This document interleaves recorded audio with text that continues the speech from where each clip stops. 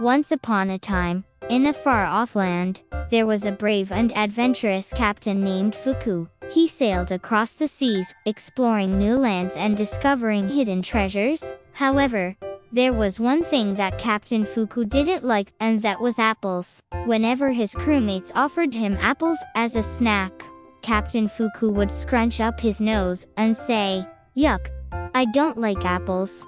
His crewmates couldn't understand why Captain Fuku didn't like such a delicious fruit, but they respected his preferences and didn't force him to eat them. One day, while Captain Fuku and his crew were sailing through the ocean, they came across a magical island. The island was unlike anything they had ever seen before, with lush green forests and sparkling waterfalls. The crew couldn't wait to explore the island, but as they landed on the shore, they noticed that all the trees on the island were apple trees. Captain Fuku's crewmates were overjoyed at the sight of so many juicy apples, but Captain Fuku was not amused. "What kind of island is this?"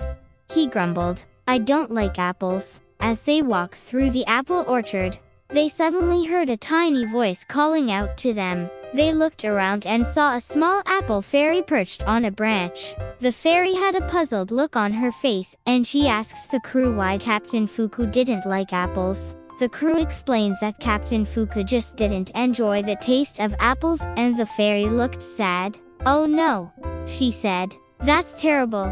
You see, I am the guardian of this island, and I need your help. The island's magic is powered by the energy of apples, and without it, the island will wither and die." Captain Fuku felt a pang of guilt. He didn't want to be the reason why the magical island was destroyed. "What can we do to help?"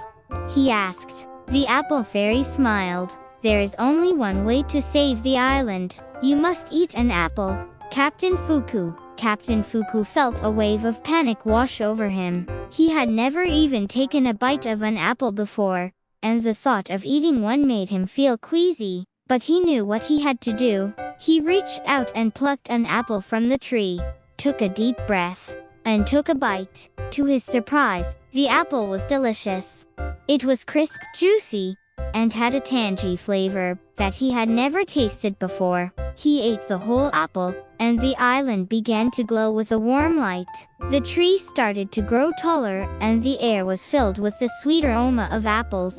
Captain Fuku and his crewmates smiled as they watched the island come back to life. They knew that they had made a difference by doing something as simple as eating an apple. From that day on, Captain Fuku developed a taste for apples, and he would often munch on them during his voyages across the seas. Subscribe and like is love.